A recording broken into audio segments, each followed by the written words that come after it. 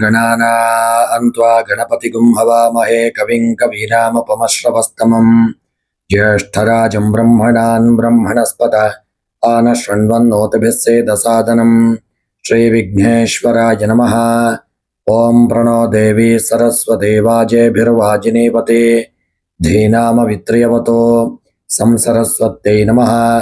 पूज्याय राघवेन्द्राय सत्यधर्मरथाय च भजतांगल्पवृक्षाय नमतां कामधेनवे ಗುರುಭ್ಯೋ ನಮಃ ಹರಿ ಓಂ. ನಮಸ್ಕಾರ ಸ್ನೇಹಿತರೆ, ಎಲ್ಲರಿಗೂ ನಮ್ಮ ಚಾನಲ್ನ ಮೀನ ರಾಶಿಯವರ ಸಂಪೂರ್ಣ ಜೀವನ ಚರಿತ್ರೆಯ ಒಂದು ವಿಡಿಯೋಗೆ ಆತ್ಮೀಯವಾದಂಥ ಸ್ವಾಗತ. ಮೀನರಾಶಿಯವರಿಗೆಲ್ಲರಿಗೂ ಭಗವಂತ ಜೀವನದಲ್ಲಿ ಒಳ್ಳೆಯ ಆರೋಗ್ಯ, ಆಯುಷ್ಯ, ಒಳ್ಳೆಯ ಸಂಪತ್ತು, ಸಕಲ ಅಷ್ಟ ಐಶ್ವರ್ಯಗಳನ್ನು ಭಗವಂತ ಅನುಗ್ರಹಿಸಲಿ ಎಂದು ದೇವರ ಚರಣ ಕಮಲಗಳಲ್ಲಿ ಪ್ರಾರ್ಥಿಸುತ್ತಾ, ಸ್ನೇಹಿತರೆ, ನೀವು ಮೀನರಾಶಿಯವರಾಗಿದ್ದಲ್ಲಿ ನಿಮ್ಮ ಬಾಲ್ಯದಿಂದ ನಿಮ್ಮ ಯೌವನದವರೆಗೆ ಇರತಕ್ಕಂಥ ಎಲ್ಲ ಜೀವನದ ಸಂಪೂರ್ಣವಾದಂಥ ಒಂದು ಭವಿಷ್ಯವನ್ನು ಈ ವಿಡಿಯೋದಲ್ಲಿ ನೀವು ತಿಳಿದುಕೊಳ್ಳಬಹುದು. ಇಷ್ಟರವರೆಗೆ ನೀವು ಯಾವುದೇ ವಿಡಿಯೋ ನೋಡಿದ್ದಲ್ಲೂ ಇಂತಹ ಮಾಹಿತಿಗಳು ನಿಮಗೆ ಸಿಕ್ಕಿರಲಿಕ್ಕಿಲ್ಲ.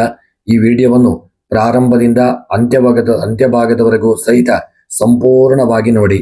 ಅವಾಗ ನಿಮ್ಮ ಬಾಲ್ಯದಿಂದ ಯೌವನ ಹಾಗೂ ಉದ್ಯೋಗ ಎಲ್ಲ ವಿಚಾರ, ಪ್ರತಿಯೊಂದು ವಿಚಾರವು ಈ ವಿಡಿಯೋದಲ್ಲಿ ಅಡಕವಾಗಿದೆ.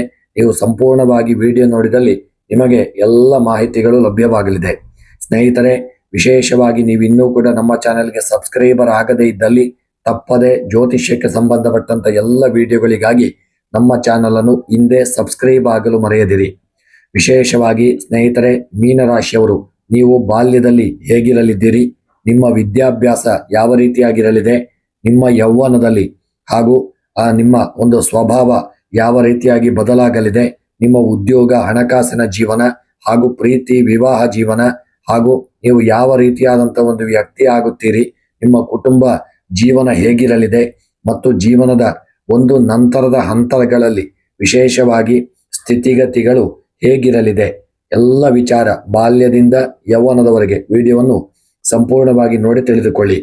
ನೀವು ಮೀನರಾಶಿಯವರಾಗಿದ್ದಲ್ಲಿ ನಿಮ್ಮ ರಾಶಿ ಚಕ್ರದ ಮೀನರಾಶಿಯೇ 12ನೇ ಮತ್ತು ಕೊನೆಯ ರಾಶಿಯಾಗಿರಲಿದೆ. ನೀವು ಜಲತತ್ವದ ರಾಶಿಯವರಾಗಿದ್ದೀರಿ. ನಿಮ್ಮ ಅಧಿಪತಿ ಗುರುಗ್ರಹ. ಹಾಗಾಗಿ ರಾಘವೇಂದ್ರ ಸ್ವಾಮಿಗಳನ್ನು ಆರಾಧಿಸಿಕೊಂಡಲ್ಲಿ ನಿಮಗೆ ಜೀವನದಲ್ಲಿ ಶುಭ ಫಲಗಳಿದೆ. ಮೀನರಾಶಿಯವರಲ್ಲಿ ಸಾಮಾನ್ಯವಾಗಿ ಕಲ್ಪನಾ ಶಕ್ತಿ, ಭಾವನಾತ್ಮಕತೆ, ಕರುಣೆ, ಸಹಾಯ ಮಾಡುವ ಮನಸ್ಸು ಮತ್ತು ಆಧ್ಯಾತ್ಮಿಕ ಚಿಂತನೆ ಹೆಚ್ಚಾಗಿ ಕಂಡುಬರುತ್ತದೆ. ನೀವು ಹೊರಗಿನಿಂದ ಶಾಂತವಾಗಿ ಕಾಣಿಸಿಕೊಂಡರೂ ನಿಮ್ಮ ಒಳಗೆ ಬಹಳಷ್ಟು ಒಂದು ವಿಚಾರಗಳನ್ನು ಯೋಚಿಸುತ್ತಾ ನೀವಿರತಕ್ಕಂಥ ವ್ಯಕ್ತಿಯಾಗಿರುತ್ತೀರಿ. ಯಾರಾದರೂ ತಮ್ಮೊಂದಿಗೆ ಒಂದು ಪ್ರೀತಿಯಿಂದ ಮಾತನಾಡಿದರೆ ಬಹಳ ಬೇಗ ನೀವು ಆತ್ಮೀಯರಾಗುತ್ತೀರಿ.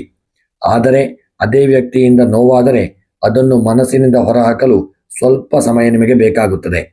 ಮೀನರಾಶಿಯವರ ದೊಡ್ಡ ಶಕ್ತಿ ನಿಮ್ಮ ಹೃದಯ. ಆದರೆ ಕೆಲವೊಮ್ಮೆ ಇದೇ ಹೃದಯವೇ ನಿಮಗೆ ಒಂದು ದುರ್ಬಲವಾಗಬಹುದು. ಹಾಗಾಗಿ ಈ ವಿಡಿಯೋವನ್ನು ಸಂಪೂರ್ಣವಾಗಿ ನೋಡಿ ತಿಳಿದುಕೊಳ್ಳಿ. ನಿಮ್ಮ ಬಾಲ್ಯ ಜೀವನ, ವಿಶೇಷವಾಗಿ ಮೀನರಾಶಿಯವರ ನಿಮ್ಮ ಬಾಲ್ಯ ಸಾಮಾನ್ಯವಾಗಿ ತುಂಬ ಸೂಕ್ಷ್ಮ ಮನಸ್ಸಿನದ್ದಾಗಿರುತ್ತದೆ. ಚಿಕ್ಕ ವಯಸ್ಸಿನಿಂದಲೇ ನೀವು ಸುತ್ತಮುತ್ತಲಿನ ಒಂದು ಪರಿಸರವನ್ನು ಗಮನಿಸುವ ಗುಣ ನಿಮ್ಮಲ್ಲಿರುತ್ತದೆ. ಮನೆಯಲ್ಲಿ ಯಾರಾದರೂ ದುಃಖದಲ್ಲಿದ್ದರೆ ಅದನ್ನು ಇತರರ ಒಂದು ಮಕ್ಕಳಿಗಿಂತ ನೀವು ಬೇಗ ಒಂದು ಗ್ರಹಿಸುವ ಸಾಧ್ಯತೆ ನಿಮ್ಮಲ್ಲಿರುತ್ತದೆ. ನಿಮಗೆ ಹಿರಿಯರೊಂದಿಗೆ ಆತ್ಮೀಯತೆ ಬೆಳೆಸಿಕೊಳ್ಳುವ ಒಂದು ಗುಣವು ನಿಮ್ಮಲ್ಲಿರಲಿದೆ. ಬಾಲ್ಯದಲ್ಲಿ ನೀವು ಕೆಲವೊಮ್ಮೆ ತಮ್ಮದೇ ಕಲ್ಪನೆಯ ಲೋಕದಲ್ಲಿ ಮುಳುಗಿಬಿಡುತ್ತೀರಿ. ಆಟವಾಡುತ್ತಿದ್ದರೂ ಒಂದು ಕಡೆ ಕಲ್ಪನೆ, ಕತೆ, ಸಂಗೀತ, ಚಿತ್ರಕಲೆ ಅಥವಾ ಹೊಸ ವಿಚಾರಗಳಲ್ಲಿ ಆಸಕ್ತಿ ನೀವು ಹೆಚ್ಚಾಗಿ ತೋರಿಸುತ್ತೀರಿ. ನಿಮ್ಮ ಚಿಕ್ಕ ವಯಸ್ಸಿನಲ್ಲಿ ಹೆಚ್ಚು ಗದರಿಸುವುದರಿಂದಕ್ಕಿಂತ ಪ್ರೀತಿಯಿಂದ ಅರ್ಥ ಮಾಡಿಕೊಂಡು ಬೆಳೆಸಿದರೆ ನಿಮ್ಮ ಪ್ರತಿಭೆ ಇನ್ನೂ ಹೆಚ್ಚಾಗಿ ಹೊರಬರಲಿದೆ. ಬಾಲ್ಯದಲ್ಲಿ ಕೆಲವೊಮ್ಮೆ ತಮ್ಮ ಮನಸ್ಸಿನ ಮಾತನ್ನು ಸ್ಪಷ್ಟವಾಗಿ ಹೇಳದೆ ಒಳಗೆ ಇಟ್ಟುಕೊಳ್ಳುವ ಸ್ವಭಾವವೂ ಇರುತ್ತದೆ. ಆದ್ದರಿಂದ ತಂದೆ ತಾಯಿ ಇವರೊಂದಿಗೆ ಸ್ನೇಹಿತರಂತೆ ಮಾತನಾಡುವುದು ಬಹಳ ಮುಖ್ಯ. ಇನ್ನು ವಿಶೇಷವಾಗಿ ಮೀನರಾಶಿಯವರ ವಿದ್ಯಾಭ್ಯಾಸ. ಮೀನರಾಶಿಯವರ ವಿದ್ಯಾಭ್ಯಾಸದಲ್ಲಿ ಒಂದು ವಿಶೇಷತೆ ಇದೆ. ಏನೆಂದರೆ, ನಿಮಗೆ ಅರ್ಥವಾಗದ ವಿಷಯವನ್ನು ಆಳವಾಗಿ ಕಲಿಯುವ ಸಾಮರ್ಥ್ಯ ನಿಮ್ಮಲ್ಲಿರಲಿದೆ. ಆದರೆ ಆಸಕ್ತಿ ಇಲ್ಲದ ವಿಷಯದಲ್ಲಿ ನಿರಂತರವಾಗಿ ಗಮನ ಕೇಂದ್ರೀಕರಿಸುವುದು ಕೆಲವೊಮ್ಮೆ ಕಷ್ಟವಾಗಬಹುದು. ಅದಕ್ಕಾಗಿ ನಿಮಗೆ ಆಸಕ್ತಿ ಇರುವ ಕ್ಷೇತ್ರವನ್ನು ಆಯ್ಕೆ ಮಾಡಿಕೊಳ್ಳುವುದು ಬಹಳ ಮುಖ್ಯ. ಸಾಹಿತ್ಯ, ಸಂಗೀತ, ಕಲೆ, ವೈದ್ಯಕೀಯ, ಮನೋವಿಜ್ಞಾನ, ಶಿಕ್ಷಣ, ಆಧ್ಯಾತ್ಮಿಕ ವಿಷಯಗಳು, ಸಂಶೋಧನೆ, ಬರವಣಿಗೆ, ಮಾಧ್ಯಮ ಮತ್ತು ಸೃಜನಶೀಲ ಕ್ಷೇತ್ರಗಳಲ್ಲಿ ಉತ್ತಮ ಸಾಮರ್ಥ್ಯ ತೋರಿಸುವ ಒಂದು ಸಾಧ್ಯತೆ ನಿಮ್ಮಲ್ಲಿರುತ್ತದೆ. ನೀವು ಪುಸ್ತಕ ಓದುವ ಆಸಕ್ತಿ ಬೆಳೆದರೆ ನಿಮ್ಮಲ್ಲಿ ಜ್ಞಾನ ಬಹಳ ವೇಗವಾಗಿ ವಿಸ್ತರಿಸುತ್ತದೆ. ಆದರೆ ವಿದ್ಯಾಭ್ಯಾಸದ ಸಮಯದಲ್ಲಿ ಸ್ನೇಹಿತರ ಪ್ರಭಾವದಿಂದ ದಾರಿ ಬದಲಿಸುವ ಸಾಧ್ಯತೆ ಇರುವುದರಿಂದ ಸರಿಯಾದ ಮಾರ್ಗದರ್ಶನ ನಿಮಗೆ ಅಗತ್ಯ. ಇನ್ನು ನಿಮ್ಮ ಒಂದು ಸಾಧಾರಣವಾದಂಥ ಒಂದು ಅವಸ್ಥೆಯನ್ನು ನೋಡುವುದಾದರೆ, ನಿಮ್ಮ ಒಂದು ಕಿಶೋರಾವಸ್ಥೆಗೆ ಬಂದಾಗ ಮೀನರಾಶಿಯವರ ಭಾವನಾತ್ಮಕ ಸ್ವಭಾವ ಇನ್ನಷ್ಟು ಸ್ಪಷ್ಟವಾಗುತ್ತದೆ. ಈ ಸಮಯದಲ್ಲಿ ಸ್ನೇಹಕ್ಕೆ ಬಹಳ ಮಹತ್ವ ನೀಡುತ್ತೀರಿ. ಯಾರು ನಿಜವಾದ ಸ್ನೇಹಿತರು, ಯಾರು ಕೇವಲ ಸ್ವಾರ್ಥಕ್ಕಾಗಿ ಹತ್ತಿರವಾಗಿದ್ದಾರೆ ಎಂಬುದನ್ನು ಗುರುತಿಸಲು ಕೆಲವೊಮ್ಮೆ ನಿಮಗೆ ಸಮಯ ಬೇಕಾಗಬಹುದು. ಇದೇ ಸಮಯದಲ್ಲಿ ಪ್ರೀತಿ, ಭಾವನೆ ಮತ್ತು ಭವಿಷ್ಯದ ಬಗ್ಗೆ ಕನಸುಗಳು ಅರ್ಥವಾಗಬಹುದು. ಆದರೆ ಒಂದು ವಿಷಯ ನೆನಪಿಟ್ಟುಕೊಳ್ಳಿ, ಮೀನರಾಶಿಯವರು ತಮ್ಮ ಭಾವನೆಗಳಿಗೆ ಮಾತ್ರ ಆಧಾರವಾಗಿ ನಿರ್ಧಾರ ತೆಗೆದುಕೊಳ್ಳದೆ ಬುದ್ಧಿಯಿಂದಲೂ ಯೋಚಿಸಬೇಕು. ಏಕೆಂದರೆ ಒಳ್ಳೆಯ ಹೃದಯದ ಕಾರಣದಿಂದ ಕೆಲವೊಮ್ಮೆ ಇತರನ್ನು ಬೇಗ ನಂಬುವ ಸಾಧ್ಯತೆ ನಿಮ್ಮಲ್ಲಿರುತ್ತದೆ. ಯೌವನ ಮತ್ತು ಪ್ರೀತಿಯ ವಿಚಾರವನ್ನು ನೋಡುವುದಾದರೆ, ಯೌವನದಲ್ಲಿ ಮೀನರಾಶಿಯವರ ಪ್ರೀತಿಯ ಜೀವನ ಬಹಳ ಆಳವಾದ ಭಾವನೆಗಳಿಂದ ಕೂಡಿರುತ್ತದೆ. ನಿಮಗೆ ಪ್ರೀತಿ ಎಂದರೆ ಕೇವಲ ಆಕರ್ಷಣೆ ಅಲ್ಲ, ತಮ್ಮ ಸಂಗಾತಿಯೊಂದಿಗೆ ಮಾನಸಿಕವಾಗಿ ಮತ್ತು ಭಾವನಾತ್ಮಕವಾಗಿ ಸಂಪರ್ಕ ಹೊಂದಲು ಬಯಸುತ್ತೀರಿ. ಒಮ್ಮೆ ಯಾರನ್ನಾದರೂ ನಿಜವಾಗಿ ನೀವು ಪ್ರೀತಿಸಿದರೆ ಅವರಿಗಾಗಿ ಸಾಕಷ್ಟು ತ್ಯಾಗ ಮಾಡಲು ನೀವು ಸಿದ್ಧರಾಗಿರುತ್ತೀರಿ. ಆದರೆ ಇದೇ ಕಾರಣದಿಂದ ಕೆಲವೊಮ್ಮೆ ತಮ್ಮ ಅಗತ್ಯಗಳಿಗಿಂತ ಎದುರಿನ ವ್ಯಕ್ತಿಯ ಅಗತ್ಯಗಳಿಗೆ ಹೆಚ್ಚು ಪ್ರಾಮುಖ್ಯತೆ ಕೊಡಬಹುದು.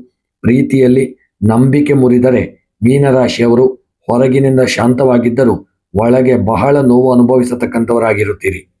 ಆದ್ದರಿಂದ ಜೀವನ ಸಂಗಾತಿಯನ್ನು ಆಯ್ಕೆ ಮಾಡುವಾಗ ಕೇವಲ ಭಾವನೆಗಿಂತ ವ್ಯಕ್ತಿಯ ಸ್ವಭಾವ, ಜವಾಬ್ದಾರಿ ಮತ್ತು ಕುಟುಂಬದ ಹೊಂದಾಣಿಕೆ ಸರಿಯಾಗಿ ನೋಡಿಕೊಳ್ಳಬೇಕು.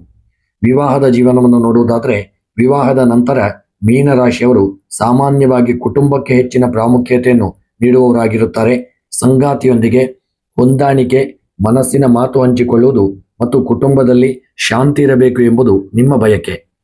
ಮನೆಯವರ ಸಮಸ್ಯೆಗಳನ್ನು ತಮ್ಮ ಸಮಸ್ಯೆಯಂತೆ ತೆಗೆದುಕೊಳ್ಳುವ ಗುಣ ನಿಮ್ಮಲ್ಲಿರಲಿದೆ. ಪತಿ ಅಥವಾ ಪತ್ನಿಗೆ ಬೆಂಬಲ ನೀಡುವ ಗುಣ ನಿಮ್ಮದಾಗಿರುತ್ತದೆ.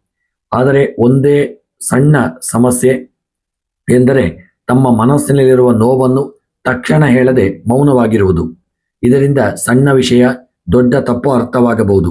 ಆದ್ದರಿಂದ ಮೀನರಾಶಿಯವರಿಗೊಂದು ಮುಖ್ಯ ಸಲಹೆ, ಮನಸ್ಸಿನಲ್ಲಿಟ್ಟುಕೊಂಡು ನೋವು ಅನುಭವಿಸುವ ಬದಲು ಸರಿಯಾದ ಸಮಯದಲ್ಲಿ ಪ್ರೀತಿಯಿಂದ ಮಾತನಾಡಿಕೊಳ್ಳಿ. ಇನ್ನು ಉದ್ಯೋಗ ಮತ್ತು ವೃತ್ತಿ ಜೀವನವನ್ನು ನೋಡುವುದಾದರೆ, ಮೀನರಾಶಿಯವರ ಜೀವನದಲ್ಲಿ ಹಣಕ್ಕಿಂತ ಕೆಲಸದ ಮೇಲೆ ಆಸಕ್ತಿ ಮತ್ತು ತೃಪ್ತಿ ಕೂಡ ಮುಖ್ಯವಾಗಿರುತ್ತದೆ. ತಮ್ಮ ಕೆಲಸದಲ್ಲಿ ಅರ್ಥವಿದೆ ಎಂದು ಅನಿಸಿದರೆ ಬಹಳ ಶ್ರಮಪಡುತ್ತೀರಿ. ಸೃಜನಶೀಲತೆ ಬೇಕಾಗಿರುವ ಕ್ಷೇತ್ರಗಳಲ್ಲಿ ಉತ್ತಮವಾಗಿ ಬೆಳೆಯಬಹುದು. ಶಿಕ್ಷಣ, ವೈದ್ಯಕೀಯ, ಕೌನ್ಸೆಲಿಂಗ್, ಕಲೆ, ಸಂಗೀತ, ಬರವಣಿಗೆ, ಸಂಶೋಧನೆ, ಆಧ್ಯಾತ್ಮಿಕ ಕ್ಷೇತ್ರ, ಮಾಧ್ಯಮ ಸೇವಾ ಕ್ಷೇತ್ರ ಹಾಗೂ ಜನರೊಂದಿಗೆ ಸಂಪರ್ಕ ಹೊಂದಿರುವ ಕೆಲಸಗಳು ನಿಮಗೆ ಹೊಂದಿಕೊಳ್ಳುವಂತಹ ಹೆಚ್ಚಿನ ಸಾಧ್ಯತೆ ಇರತಕ್ಕಂತಹ ಈ ಒಂದು ಇಷ್ಟು ವಿಚಾರಗಳಾಗಿದೆ. ಇನ್ನು ಉದ್ಯೋಗದ ಆರಂಭಿಕ ಹಂತದಲ್ಲಿ ಒಂದೇ ಕೆಲಸದಲ್ಲಿ ಸ್ಥಿರವಾಗುವುದಕ್ಕಿಂತ ಹಲವು ಕ್ಷೇತ್ರಗಳನ್ನು ಪ್ರಯತ್ನಿಸುವ ಪರಿಸ್ಥಿತಿ ಬರಲಿದೆ. ಆದರೆ ಅನುಭವ ಹೆಚ್ಚಾದಂತೆ ತಮ್ಮ ಸಾಮರ್ಥ್ಯವನ್ನು ಅರ್ಥ ಮಾಡಿಕೊಂಡು ಉತ್ತಮ ದಿಕ್ಕನ್ನು ಆಯ್ಕೆ ಮಾಡಿಕೊಳ್ಳುತ್ತೀರಿ. ಹಣಕಾಸಿನ ಜೀವನವನ್ನು ನೋಡುವುದಾದರೆ, ಮೀನರಾಶಿಯವರಿಗೆ ಹಣ ಸಂಪಾದಿಸುವ ಸಾಮರ್ಥ್ಯ ಇದ್ದರೂ ಹಣವನ್ನು ಉಳಿಸುವ ವಿಚಾರದಲ್ಲಿ ಶಿಸ್ತು ಅಗತ್ಯ. ಇವರು ಕೆಲವೊಮ್ಮೆ ತಮ್ಮವರಿಗಾಗಿ ಹೆಚ್ಚು ಖರ್ಚು ಮಾಡಬಹುದು. ಯಾರಾದರೂ ಕಷ್ಟದಲ್ಲಿದ್ದಾರೆ ಎಂದು ತಿಳಿದರೆ ಸಹಾಯ ಮಾಡಲು ಮುಂದಾಗುತ್ತೀರಿ. ಆದರೆ ಪ್ರತಿಯೊಬ್ಬರಿಗೂ ಹಣದ ಸಹಾಯ ಮಾಡುವುದು ಸರಿಯಲ್ಲ. ಕರುಣೆ ಇರಲಿ, ಆದರೆ ಹಣಕಾಸಿನಲ್ಲಿ ನಿಯಮ ಇರಲಿ. ಯೌವನದಲ್ಲಿ ಹಣದ ಏರಿಳಿತ ಕಂಡರೂ ಅನುಭವ ಹೆಚ್ಚಾದಂತೆ ಹಣಕಾಸಿನ ಬಗ್ಗೆ ಹೆಚ್ಚು ಜಾಗರೂಕರಾಗುತ್ತೀರಿ. ಸ್ವಂತ ಮನೆ, ಜಮೀನು ಅಥವಾ ಸ್ಥಿರ ಆಸ್ತಿಯ ಬಗ್ಗೆ ಆಸಕ್ತಿ ಬೆಳೆಯುವ ಸಾಧ್ಯತೆಯೂ ಇರುತ್ತದೆ. ಕುಟುಂಬ ಜೀವನವನ್ನು ನೋಡುವುದಾದರೆ, ಮೀನರಾಶಿಯವರಿಗೆ ಕುಟುಂಬ ಬಹಳ ಮುಖ್ಯ. ತಂದೆ ತಾಯಿ, ಸಹೋದರ ಸಹೋದರಿ, ಪತಿ ಅಥವಾ ಪತ್ನಿ ಮತ್ತು ಮಕ್ಕಳೊಂದಿಗೆ ಆತ್ಮೀಯ ಸಂಬಂಧ ಇರಬೇಕು ಎಂಬುದು ಬಯಸುತ್ತಾರೆ. ಮಕ್ಕಳ ವಿಷಯದಲ್ಲಿ ಹೆಚ್ಚು ಕಾಳಜಿ ವಹಿಸುವ ಸ್ವಭಾವ ಇರಬಹುದು. ಮಕ್ಕಳ ಭವಿಷ್ಯಕ್ಕಾಗಿ ತಮ್ಮ ಸ್ವಂತ ಆಸೆಗಳನ್ನು ಬದಿಗಿಡುವ ಒಂದು ಸಾಧ್ಯತೆಯೂ ಇದೆ.